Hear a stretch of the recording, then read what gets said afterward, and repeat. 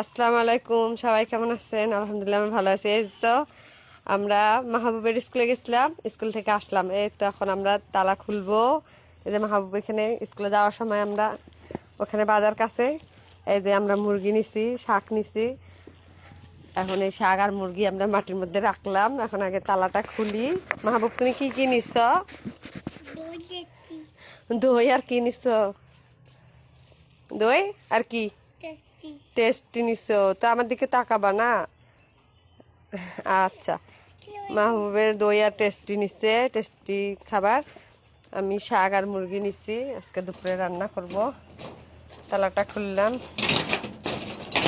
এই হচ্ছে প্রতিদিনের রান্নি। সকালবেলা উঠা সকালে রান্না বান্না করিয়া শাকসবজির করিয়া আবারও স্কুল থেকে এভাবে আসা লাগে, আবার বাসার কাজ।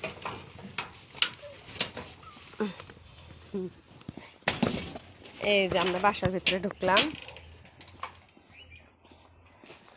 এই যে মাহবুব বসে পড়ে গেছে। এই যে শাক আর কতগুলো শাক নিয়ে আসছি মাত্র 20 টাকায়। মুরগির দাম আজকে কম, মাত্র 140 টাকা কেজি।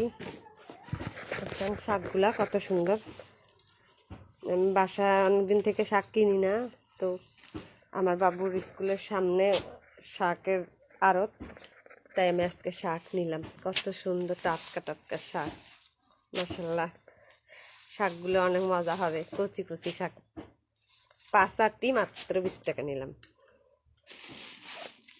তার সাথে মুরগি নিলাম। এই মুরগি এখন পরিষ্কার করে কুটা বাছা করে এতে রান্না বসাবো। যাই হোক, এতটুকুই দিলাম ভিডিও। এই স্কুল থেকে আসলাম, আসার পথে আর কি নিলাম।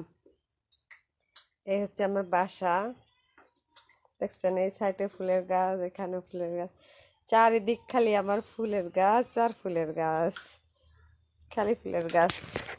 ফুল ভালো লাগে তাই ফুলের গাছ। শাকগুলো আসলে অনেক ভালো আছে না?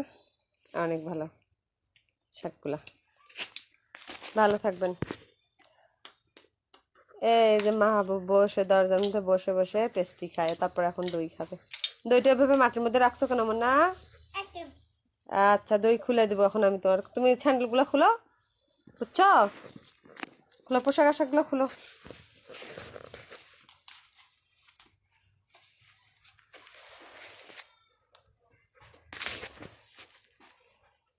ভালো থাকবেন। আসসালামু আলাইকুম।